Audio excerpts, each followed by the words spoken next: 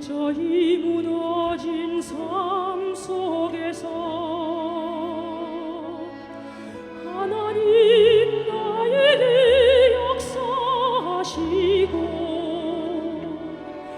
믿음의 시선을 허락하사 주를 주목하게 하시네. 때로는 견디기 힘들 때도 하나님 언제나 함께 하시며 은혜와 진리의 성령 주사 주만 바라보게 하시네. 내가 봅니다. 영원한 주를 봅니다. 비로만 들었으나 이젠 봅니다. 내가 봅니다. 존귀한 주를 봅니다. 연약한 내 영혼이 이젠 주를 봅니다.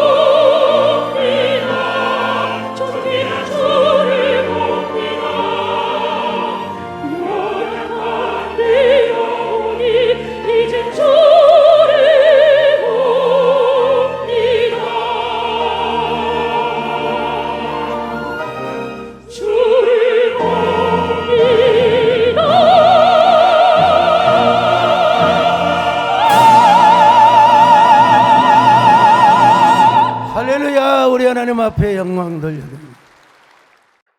욥기가 사실 쉬운 말씀은 아닙니다. 그러면서도 하나님의 말씀이에요. 그 오프라 윈프리라고 하는 방송 진행자를 모르는 사람은 없을 거예요. 참 미시시피강 근처에서 가난한 흑인의 사생아로 태어났어요. 어머니가 19살 때, 아버지는 누군지도 몰라요. 그리고 엄마는 6살 때 그 아이를 버리고 그냥 가버렸어요. 열머니 오고 자라요. 그러다가 청소년기에 사촌 오빠로부터 또 성폭행을 당하여서 참 원하지 않는 임신을 또 하게 된 겁니다. 얼마나 스트레스를 받았던지 폭식으로. 여러분 그렇지 않습니까? 저도 옛날에 젊을 때 막 혈기왕성할 때 막 집사람하고 막 다투다가 뭘로 푸냐면은 라면 2개 딱 끓여서 먹으면 마음이 풀어져 버리더라고요. 오늘 화나신 분들은 집에 가서 라면 2개 끓여 먹으세요. 여러분, 그런데 자기가 그렇게 폭식을 해가지고 몸무게가 110kg가 되었다는 겁니다. 여자가 110kg면 여러분 한번 생각해 보세요. 천하장사죠, 천하장사. 그런데요, 전 세계가 인정하는 방송 진행자가 되었어요. 왜 그렇게 유명한 방송 진행자가 되었느냐? 자기를 먼저 까발렸다는 거예요. 자기의 과거. 자기의 과거를 드러냄으로써 누구도 자신을 까발리지 못하도록 만들어 놓았다는 것입니다. 만약에 자기가 스스로 커밍아웃 하지 않았더라면 소셜 네트워크에서 상하, 좌우, 그리고 전후, 미래까지 연결해가지고 있지도 않는 인포데믹, 가짜뉴스까지, 소설까지 만들어가지고 아마 그녀를 공격했을지도 모른다는 거예요. 어느 날 신문기자가 와서 그녀에게 인터뷰를 요청했습니다. 선생님, 이제 성공을 했으니까 하고 싶은 일이 무엇입니까? 하고 싶은 일이 무엇입니까? 그녀가 이렇게 대답합니다. 나는 나의 아픈 과거를 고치고 싶습니다. 나의 모든 상처를 지우고 싶습니다. 난 이런 날이 올 줄을 몰랐어요. 이렇게 유명하게, 내가 이렇게 유명한 스타가 될 줄을 몰랐어요. 여러분, 우리 사회에 막 학창시절의 학폭사건, 과거의 불미스러운 사건들, 이런 까불리는 사람들, 이런 까불리는 직업을 가진 사람들이 할 일이 그렇게 없는지 모르겠어요. 핸드폰을 가지고 옛날엔 컴퓨터방에 가서 그냥 누구를 욕하고 전부 이걸 뭐라고 하냐면 한마디로 말해서 썰전이라고 그래. 썰전. 절대로 우리 교회에서는 썰전하지 마시기를 바라고 기도와 찬양만 넘치시기를 바라겠습니다. 오늘 본문에 나오는 욥의 세 친구들도 지금 썰전을 하고 있어요. 욥은 지금까지 세 친구들과 변론하면서 자신의 인생을 이렇게 표현했습니다. 난 너희들이 말하는 것처럼 그런 죄를 진 적이 없어. 나는 하나님을 경외했어. 내가 신상필발적으로 인과응보로 내가 지금 벌받고 있는 게 아니야. 여러분, 우리도 알지요. 잘 알지 않습니까? 욥이 고난을 당한 것은 천상회의 때문입니다. 여러분, 어느 날 사탄이 하나님께 와가지고 욥을 고자질하는 거 아니겠습니까? 하나님, 욥이 그냥 하나님을 경외한 줄 아십니까? 다 하나님이 복을 주셔서 그런 거지요. 하나님께서 그 모든 부의 조건을 빼앗아 가신다면 하나님을 부인하고 말 것입니다. 자, 이 부분을 우리 기현호 장로님이 잘 녹음을 해놨어요. 한번 들어보세요. 사탄이 여호와께 대답하여 이르되 욥이 어찌 까닭없이 하나님을 경외하리이까? 사탄이 여호와께 대답하여 이르되 가죽으로 가죽을 바꾸오니 사람이 그의 모든 소유물로 자기의 생명을 바꾸었지라. 이제 주의 손을 펴서 그의 뼈와 살을 치소서. 그리하시면 틀림없이 주를 향하여 욕하지 않겠나이까? 어쩌면 그렇게 사탄스럽게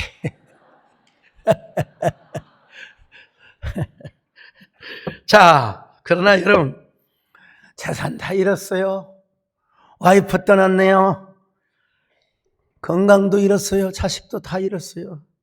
그렇지만 욥의 마음에 하나님을 섬기는 이 중심은 하나도 변한 게 없어요.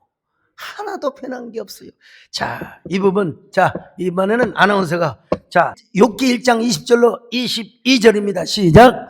욥이 일어나 겉옷을 찢고 머리털을 밀고 땅에 엎드려 예배하며 이르되 내가 모태에서 알몸으로 나왔사온즉 또한 알몸이 그리로 돌아가올지라.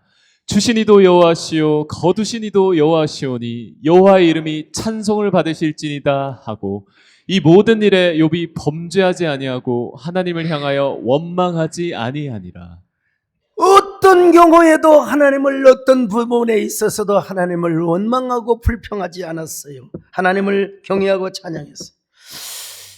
여러분, 욥기가 아주 위대한 시문학, 성문학인데요, 절정의 단면부터 소개하는 서막적 묘사. 이건 제가 그냥 만들어낸 말입니다. 여러분, 우리가 뭐 영화를 보고 뭐 요즘은 그렇게 만들잖아요. 옛날에는 뭐한 30번론 들어가는 말이 책도 서문이 굉장히 중요한 거예요. 예, 우리가 드라마를 보든지 영화를 보든지 보면 처음에 화려한 부분이 쫙 나오면서 이게 바로 제가 표현하는 절정의 단면부터 소개하는 서막적 묘사라고 표현하는 거예요.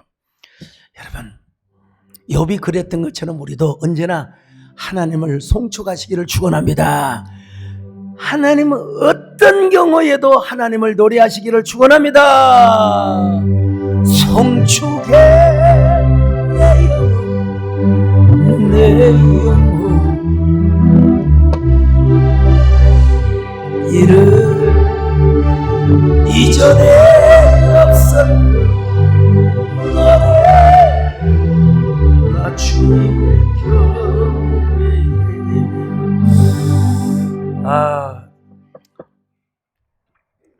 물론 욥기 32장 1절을 보면 욥이 자신을 의인이라고 부른 것처럼 보입니다. 자, 욥기 32장 1절입니다. 시작. 욥이 자신을 의인으로 여김으로 그 세 사람이 말을 그치니. 여러분, 여기서 자기가 의인을 여겼다 이 말은 절대로 착각하면 안 됩니다. 상대적인 의이고 너희들이 지적한 그런 죄를 짓지 않았다는 의미에서 의인이지, 어떻게 갑자기 한 친구가 나타나가지고 말을 확 바꿔버려요. 엘리후라고 하는 사람이 나타나가지고 화를 내면서 왜 네가 하나님보다 의롭다고 말하느냐, 이렇게 말을 꼬리를 잡고, 이거는 아니지요. 자, 욥기 32장 2절입니다. 시작. 람 종족 부스 사람 바라겔의 아들 엘리후가 화를 내니 그가 욥에게 화를 내면 욥이 하나님보다 자기가 의롭다 하미요. 여러분, 욥기를 한번 다 뒤져보세요. 뒤져보세요. 욥이 언제 자기가 하나님보다 의롭다고 했나? 상대적인 면에서 너희들이 말하는 정죄, 그럴 만한 죄를 짓지 않았다는 얘기지. 근데 어떻게 젊은 사람이었던 엘리후가 욥보다 한참 아래야. 욥, 당신이 하나님보다 의로워요. 물론 엘리후가 말하는 그 이야기들이 참 합당한 이야기가 많습니다. 그런 의미에서 단추가 좀 잘못 끼어질 뿐이지 엘리후가 말한 이게 다 틀린 건 아니에요. 다 하나님의 말씀으로 기록되어 있지만 그 과정에서 볼 때 욥에게 있어서 희망이나 위로나 진정한 이 카운슬러가 컴포트가 되지 않았고, 소위 말하면 꼰대로서 욥에게 책망을 했다는 이야기. 그걸 지금 이야기하고 있습니다. 그런데도 엘리후는 화를 내면서 도대체 무엇 때문에 화를 내냐 이거요. 자, 다시 한번 볼까요? 욥기 32장 2절로 3절 시작. 람 종족 부스 사람 바라겔의 아들 엘리후가 화를 내니 그가 욥에게 화를 내면 욥이 하나님보다 자기가 의롭다 하며 또 세 친구에게 화를 내면 그들이 능히 대답하지 못하면서도 욥을 정죄함이라. 예, 엘리후가 성질을 낸 두 가지 이유는 뭐냐? 욥이 하나님보다 어렵다고 하는 건 완전 착각이고요. 두 번째 성질 낸 이유는 세 친구들이 욥의 변론에 대해서 대답을 하지 못하는 이 두 가지 때문에 버럭 화를 내는 겁니다. 버럭 화를 내는 거예요.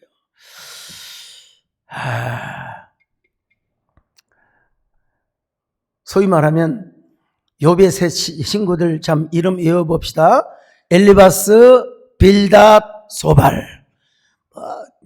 우리 교인들은 이 이야기 해도 또 다음 주 되면 잊어먹으니까 그냥 또 다음 주 해도 돼요. 자, 엘리바스, 빌닷, 소발.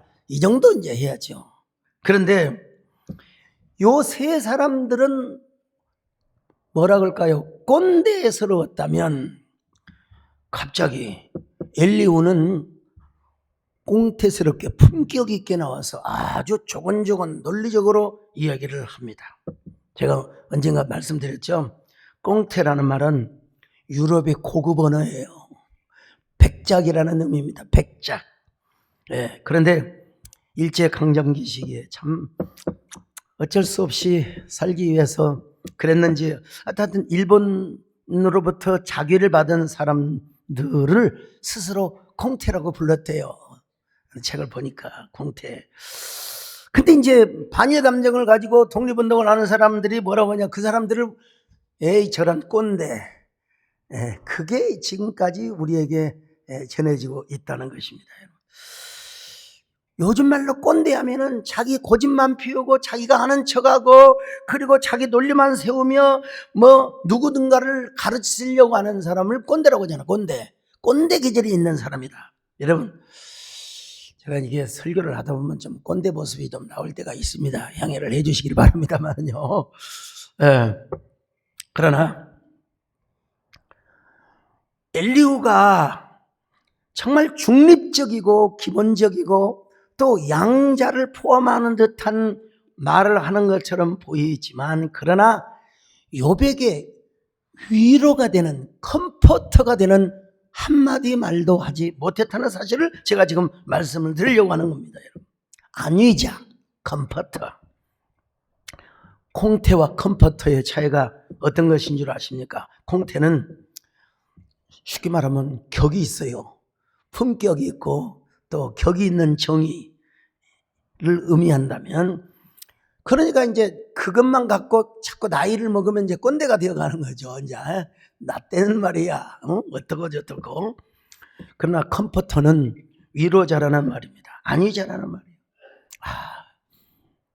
그러냐, 그랬구나, 그래, 알았어, 끄덕끄덕 해주는 사람.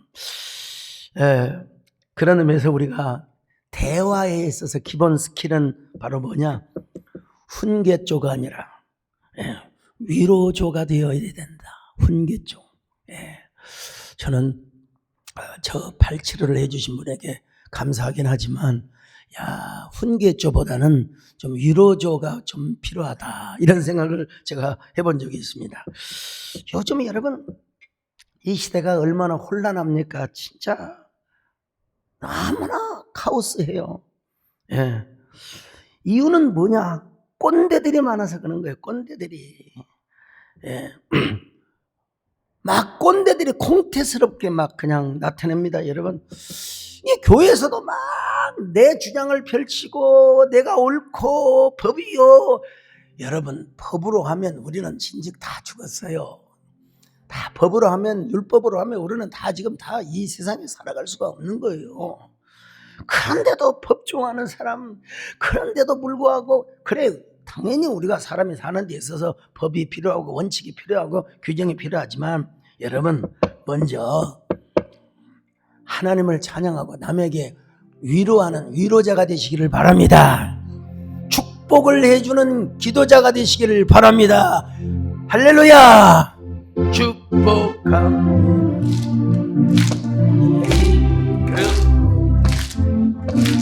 축복합니다.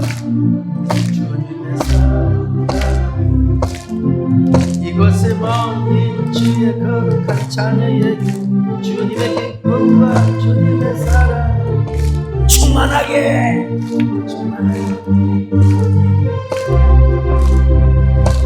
God bless you. God bless you.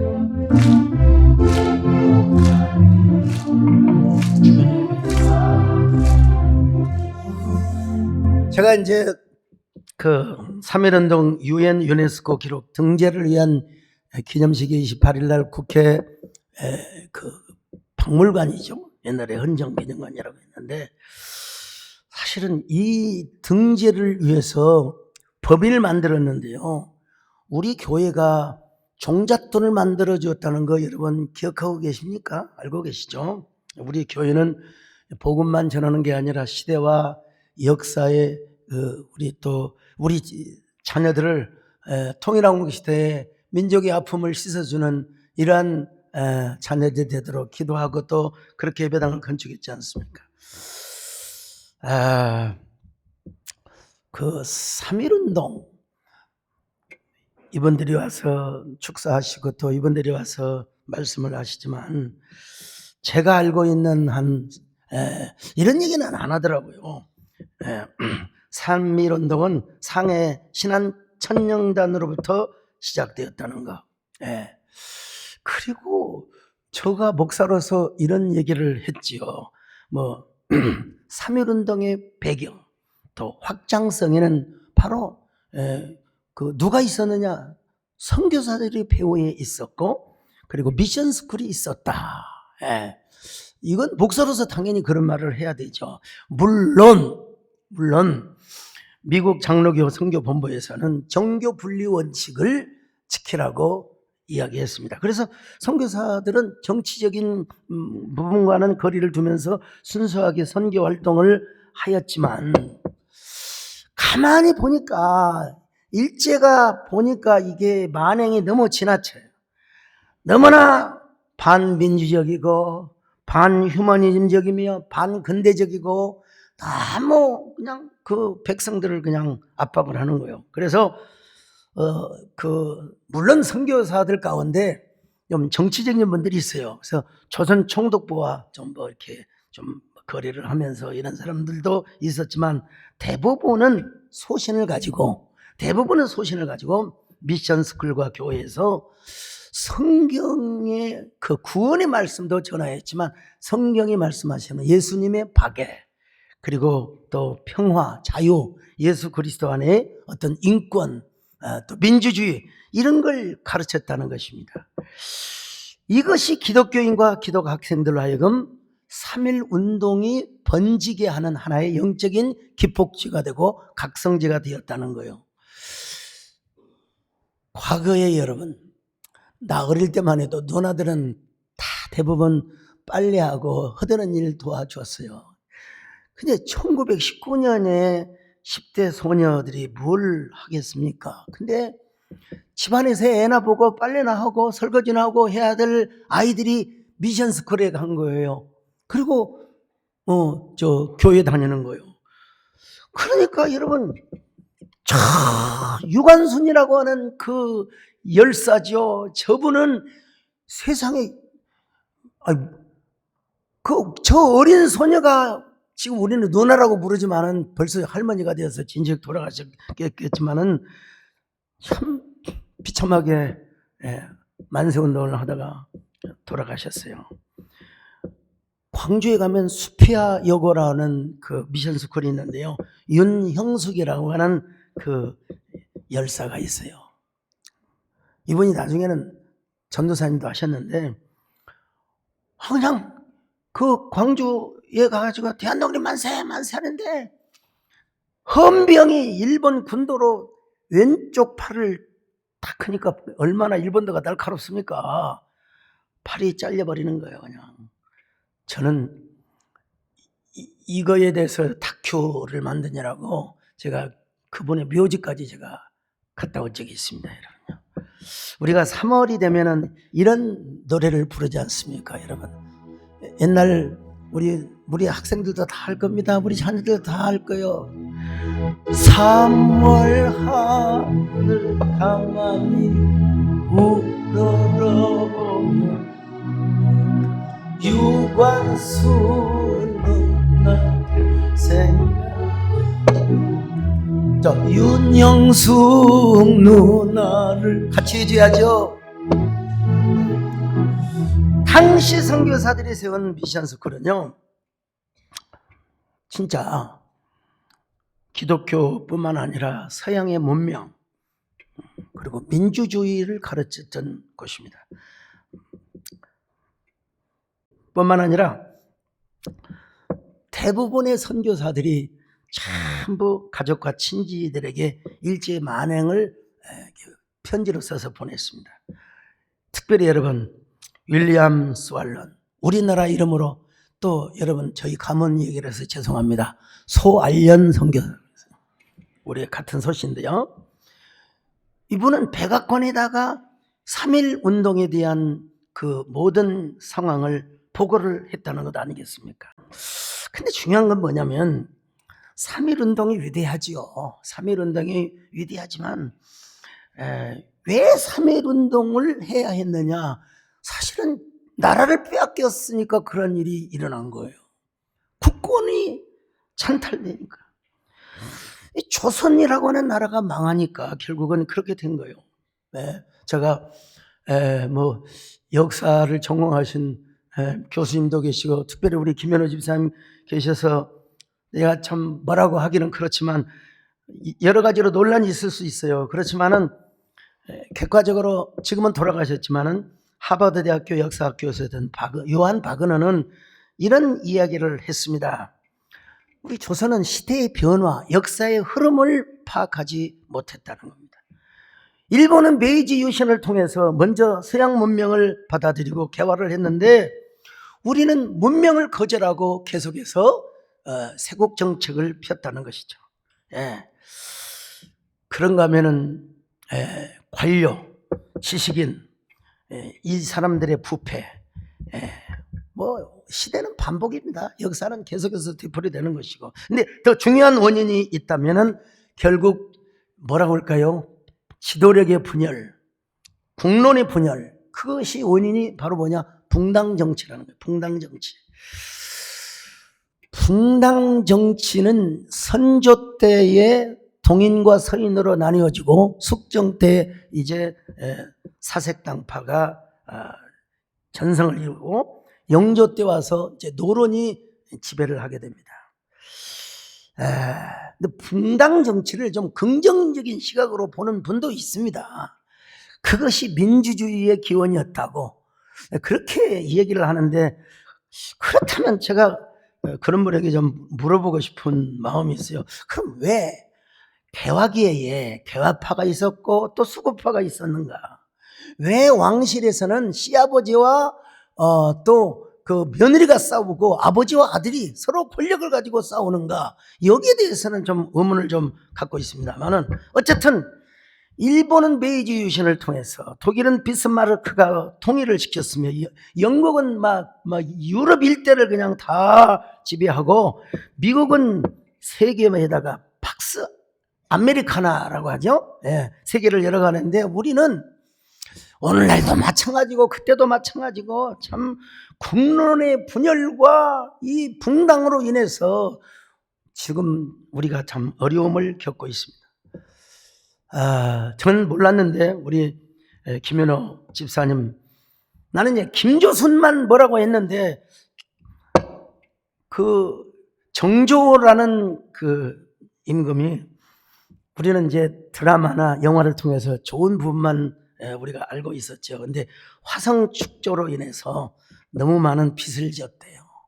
그래서 그 빚을 갚기 위해서 어쩔 수 없이 순조의 장인 김조순을 의지하는 바람에 이제 훗날 김조순이와 정순왕후가 결탁을 해서 이제 안동김씨의 시대를 열어가게 됩니다. 순조, 또 헌종, 철종, 그렇죠? 뭐 안동김씨의 세력이, 여기 안동김씨 계시면 용서해 주시기 바라고, 그때의 안동김씨, 사람은 누구나 권력을 보고 돈맛을 보면 거기 그러는 겁니다. 그때를 말하니까 혹시 안동김씨 계시면 용서해 주시기 바랍니다만은, 그렇게 헌종도 뭐 짧은 나이에 죽고 뭐 그렇지 않습니까? 이제 왕을 세우려다 보니까 도성안에 왕 세울 사람이 없어요. 다 귀양살이 보내고 죄인 만들고 그러다 보니까 여러분 제가 말씀드렸죠. 뭐라물어 찾아가 보니까 강화도에 사슴이나 사냥하고 집신이나 기워서 먹고 사는 이원범이라는 그 왕족이 있어요. 그분을 세워다가 철정으로 임금을 세웠어요. 그러니까 여러분 참 얼마나 이 가운데 그래도 살아남는 사람이 하나 있었어요. 그가 누구냐면은 바로 흥선대원군이라고. 여러분 얼마나 그가 지혜로웠으면은 그 양반들 앞에서, 안동 김씨 앞에서, 글쎄요, 막 드라마에 보니까 그냥 쉬고 들어간다 그러면서 떡을 던져주니까 그걸 마당에서 그냥, 그래서 살아남았어요. 그래서 살아남아가지고 그가 잘하는 것이 있다면 안동 김씨의 세력을 물리쳤다고 제가 그런 얘기를 우리 김현우 집사님한테 들었습니다. 그리고 또 그가 잘하는 일이 있었다면 뭐냐면은 국고를 상당히 많이 축적을 해놨다는 겁니다. 근데 나중에 중요한 건 뭐냐? 싸우지 말아야 돼요. 시아버지하고 며느리하고 아들하고 아버지하고 싸우다 보니까 결국은 우리 조선이 국권을 그냥 뺏기게 된 거예요. 그 일이 있기 전에 을미사변이라고 얼마 전에 오셔서 말씀하셨잖아요. 이 일에 누가 함께 협작을 했느냐, 코업을 누가 했느냐. 여러분, 우리 일반 보면은 뭐 일본의 낭인들 이렇게 그렇게 되어 있기도 하지만은 일본 영사관에서 그것을 치밀하게 여우사냥이라고 하는 이러한 계획하에서 이 을미사변을 일으켰다는 것 아니겠습니까? 근데 여기에 코웍이라고 조선 훈련대가 거기에 함께 코웍을 했다는 겁니다. 같이 동참을 했다는 것입니다. 특별히 일본 외교관 호리고치의 편지에 보면은 일본의 낭인들, 떠돌이 사무라이들이요. 이름도 없는 족보도 없는 듣보잡들이죠. 이것들이 온 것처럼 보이지만은 실제로는 일본 영사관이 계획하여 죽였다는 것입니다. 이걸 이제 잘 그 영사의 편지를 해독해가지고 논문을 발표했는데 조선사 연구의 논문집이라고 김문자 씨가 쓴 책인데요. 이걸 제가 한번 검색해 보니 나오더라고요. 1895년 10월 7일 밤 조선 군부인 고문관인 오카모토 뉴노스케, 이름도, 그 다음에 또 영사관인 호리고치, 경찰서장인 오기하라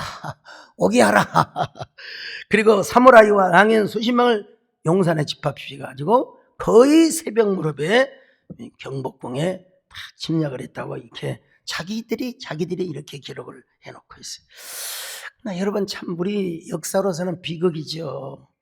그 비극 후에 국권을 이런 죄악을 맞게 된 것 아니겠습니까? 뭐 하다가 다시 돌아옵니다. 썰전을 하다가 서로가 강적이 되다가, 여러분, 권력자들의 말잔치, 권력자들의 말싸움에 여러분 국권을 빼앗겼어요. 그런데 그럼에도 불구하고 여러분 마지막 황후라고 할 수 있죠. 명성황후는 객관적으로만 본다면 여러분 우리의 국모요 또 황후라고 하지 않을 수가 없어요.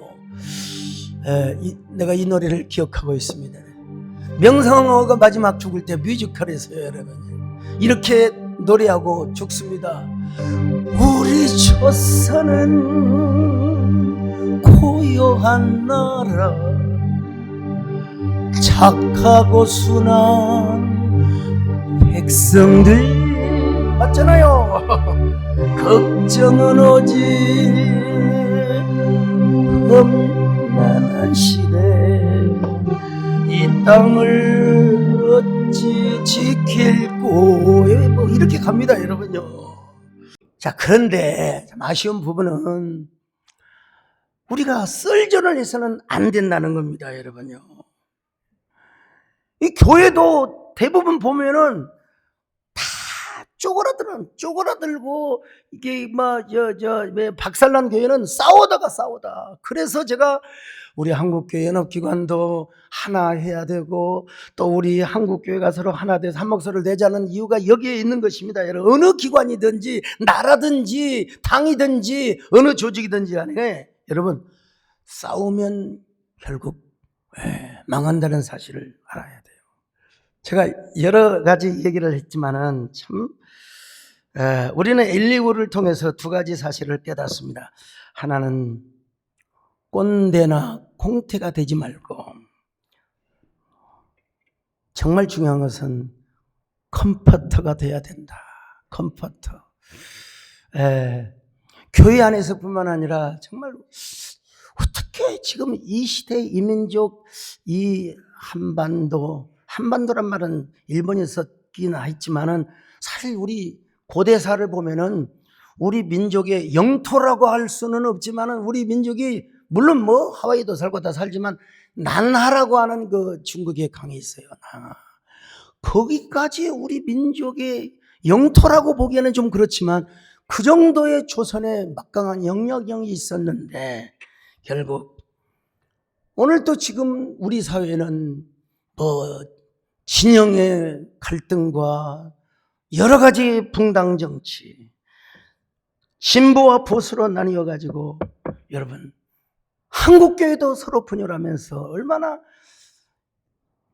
지금이니까 그렇지만 그때 독립운동을 하던 때는 무슨 뭐 사회주의니 뭐 이런 거 사실 없었어요. 그냥 진짜 독립운동 그 자체를 말한 것이지 우리가 지금에 와서 우리의 윤리와 우리의 시각으로 보면 안 됩니다. 그때는 독립운동을 하는 사람들끼리도 서로 싸워요. 또 서로 거기서도 진보 보수가 있고 거기서도 싸워요. 그래서 손정도 목사라는 분은 나는 비단이 되지 않겠다. 나는 걸레가 되겠다. 그러면서 길림에다가 이상촌을 세웁니다. 소위 말하면 약간의 그 사회주의적 그런 색채가 있지요. 그럼에도 불구하고 그는 걸레가 되겠다. 권력자가 되지 않고 자기는 걸레가 되겠다. 우리가 목사도 너무 이렇게 어느 한쪽에 치우쳐가지고 막 누구를 정죄하고 그러면 안 되고요. 그러면 꼰대가 되는 겁니다. 호조의 목사가 돼야 돼요. 컴포터.